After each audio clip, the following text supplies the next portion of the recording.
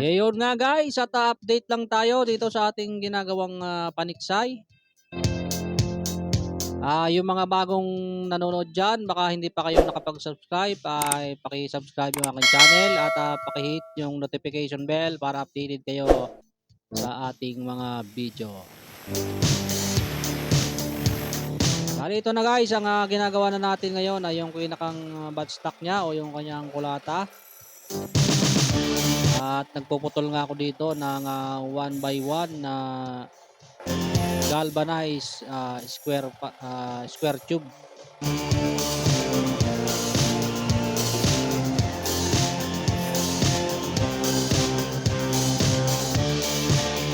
Ayan, bale naputol ko na rin yung pinakang main niya, yung pinakang gitna, at itong ginawa ko ito yung nasa huli. Yan yung pansandal sa pinakang balikat. At pagtapos naman guys ay naputol na natin yung gagawin nating kulata, ay sukatan naman natin itong kanyang paglalagyan ng kanyang hammer and trigger assembly. Kailangan kasi natin yang ipasok diyan sa pinakang square bar na yan, square pipe o square tube na yan. Sukatan lang natin yung haba niya at sulatan natin yan ng chalkstone para meron tayong guide kung saan natin kakatingin. Ayan, at gumamit lang ako nitong speed square o pang eskwela natin para medyo pantay naman ang ating mga guhit. At sukatan lang din natin yung ilalim, yung pagtatagusan ng kanyang trigger, kasi patatagusin natin yan doon sa kabilang butas sa pinakang ilalim.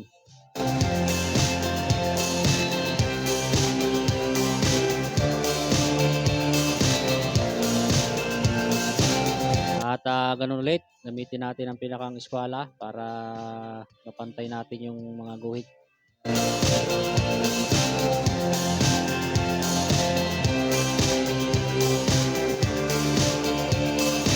Tapos ay sukatin natin yung laki nitong pinakang housing ng trigger and hammer para yun ang tatanggalin natin dito sa parte ng ating ginagawang kulata.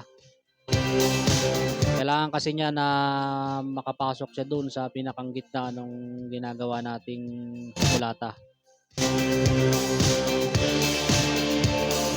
At kapag nasukat na natin ay guguhitan natin yan dito nung laki na tatanggalin natin para alam natin yung kakatingin natin mamaya ng grinder.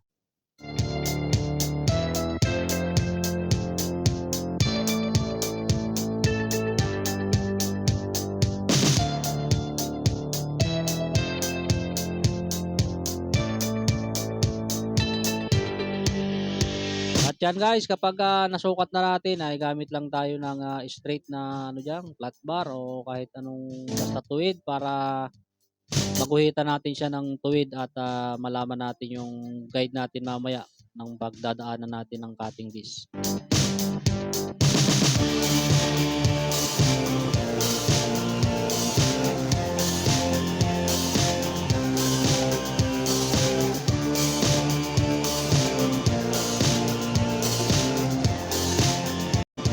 At yan guys, yan yung mga parting tatanggalin natin.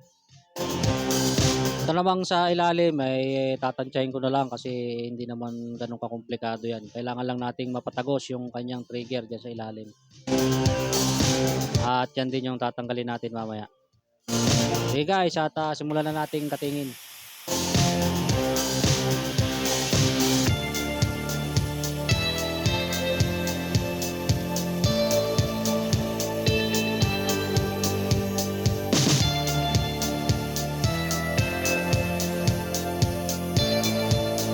Bali, susundan lang natin yung mga guhit na ginuhit natin kanina.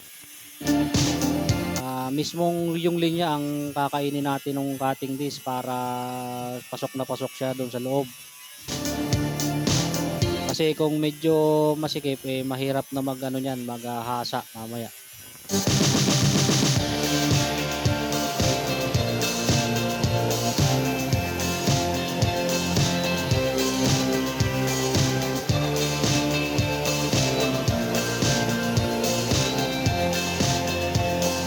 Bale unahin lang natin yung dalawang ano, yung dalawang pahabang linya.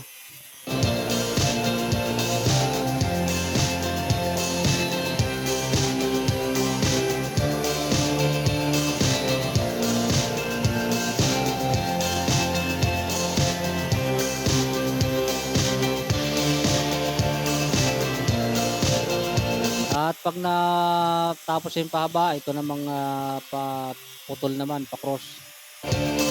Yan. Patingin lang natin yung ano yan, dalawang dulo. At kumuha tayo ng ano, ng, pansikwat at sikwatin natin yan para matanggal. Ayan na, ayos na.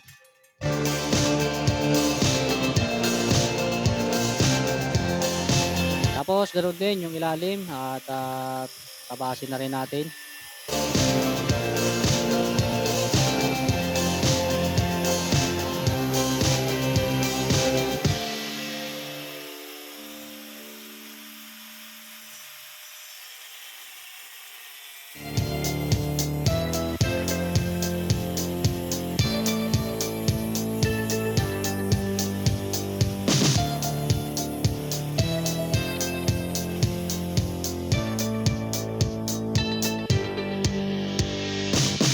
Ayan, pagka natapos na natin ay, tanggalin na rin natin yung ano niya, dapat tanggalin, ayan.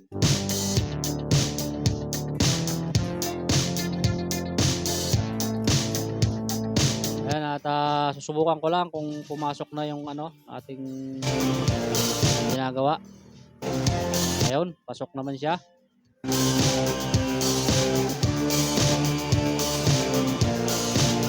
Ayan, ganyan na magiging forma niyan. Lalagyan natin yan dyan sa likod ng parang pa-letter L at yan yung nakasanggat sa ating balik.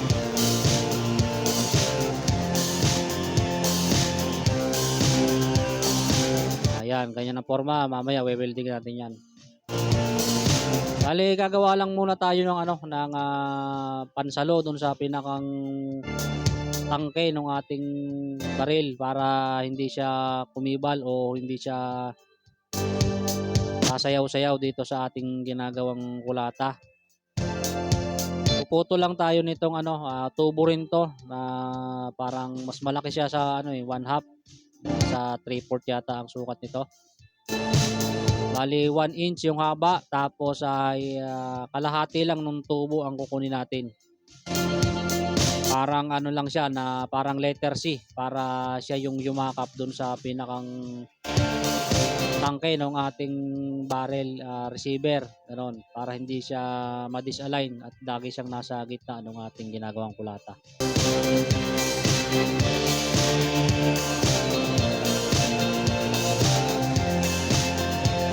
Ayan guys, isaw-saw lang natin sa tubig para hindi mainit. Yan, bali ayos na. Titingnan ko lang kung sakto siya doon sa ating tangke.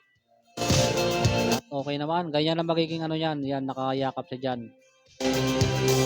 At i-align ko lang doon sa barrel para alam natin kung saan natin kakabit.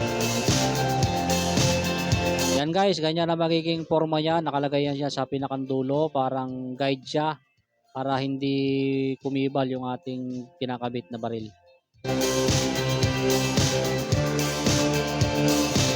Bali, mag-welding na tayo dito guys para maikabit na natin yung mga dapat ikabit dito sa ginagawa nating kulata.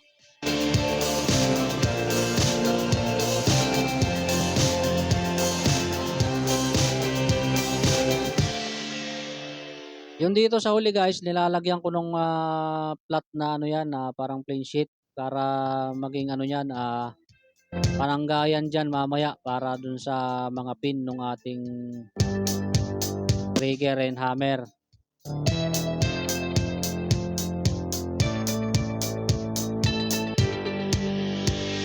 I-welding ko lang muna yan at papakita ko sa inyo mamaya kung para saan yung purpose niyan.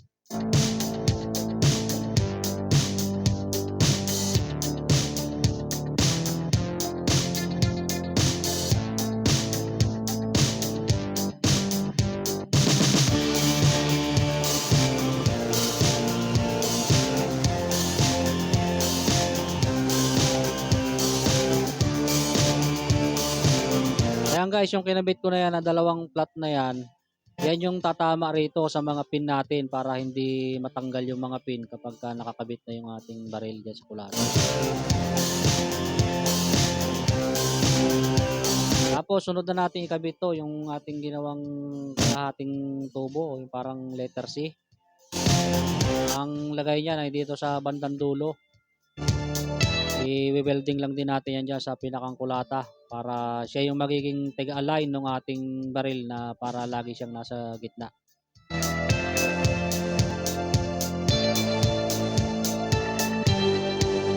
Pating ko lang muna kung nasa gitna siya at parang okay naman at tuloy na tayo sa pagwe-welding.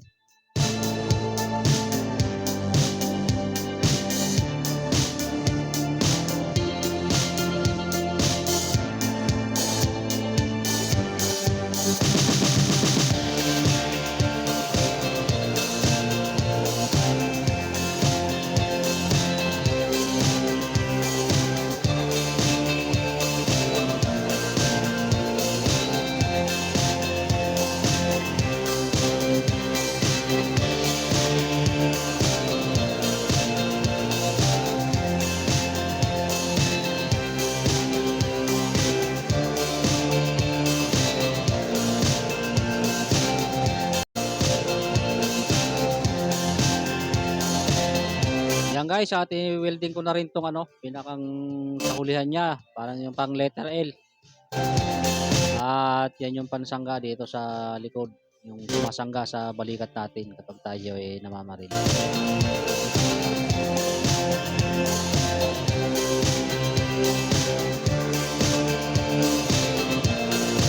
Ayan guys, ganyan ang forma niyan. Salpak na siya at na-welding na rin natin yung hulihan. Bali, ito na nga yung update sa ating mga ginagawang paniksay. Ganyan yung barrel niyan, tansong dilaw, yung brass barrel. Pang yan, pang .22 pero wala siyang groove kasi para hindi malakas sa tamsi. Bali, naikabit ko na yan dito sa loob ng kanyang sleeve, yung nasa ibabaw na stainless na yan. Nandiyan na yung tubo na yan at nahinang ko na rin yan dito sa likod. Ayan. Gamit dyan ay Nicolite at hinilong ko yan dyan paikot para walang singaw yung ating transfer port papunta doon sa kanyang barrel. Yan.